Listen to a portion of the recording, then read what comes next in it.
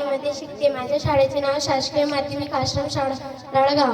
आदरणीय अध्यक्ष महोदय, मान्यवर शिक्षक वृंद आणि माझे प्रिय बालमित्रांनो, आज मी आपल्यासमोर भारतातील पहिली महिला शिक्षिका आणि समाजसुधारक, स्त्री शिक्षणाच्या जननी क्रांती ज्योती सावित्रीबाई फुले या विषयावर थोडेसे मन व्यक्त करणार आहे. सावित्रीबाई फुले यांचा जन्म 3 जानेवारी 1831 रोजी नायगाव, सातारा जिल्ह्यामध्ये झाला. त्या काळात स्त्रियांचे शिक्षण निःसहज मानले जात होते, परंतु महात्मा ज्योतिराव फुले यांच्या प्रेरणेने सावित्रीबाई शिक्षण घेऊन समाजात शिक्षणाचा दिवा पेटवला. इसवी 1848 मध्ये त्यांनी पुण्यात भारतातील पहिली मुलींची शाळा सुरू केली. शाळेत जाताना त्यांच्यावर शिवीगाळ केली जात, दगडे फेकत होती, तरी त्यांनी डगमगले नाही आणि शिक्षण देत राहिले.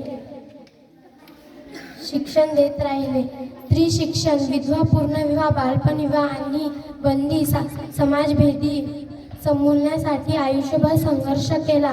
साथीच्या आजारात त्यांनी रुग्णांची सेवा करताना स्वतःचा प्राण गमावला. त्यांचे प्राण म्हणजे त्याग, धैर्य आणि समाजासाठी समूलण्यासाठी प्रतीक आहे.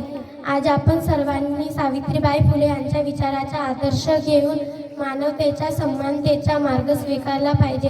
अशा या महान व्यक्तींना माझे कोटी कोटी प्रणाम. जय जिजाऊ, जय सावित्रीबाई फुले, जय भारत, जय हिंद.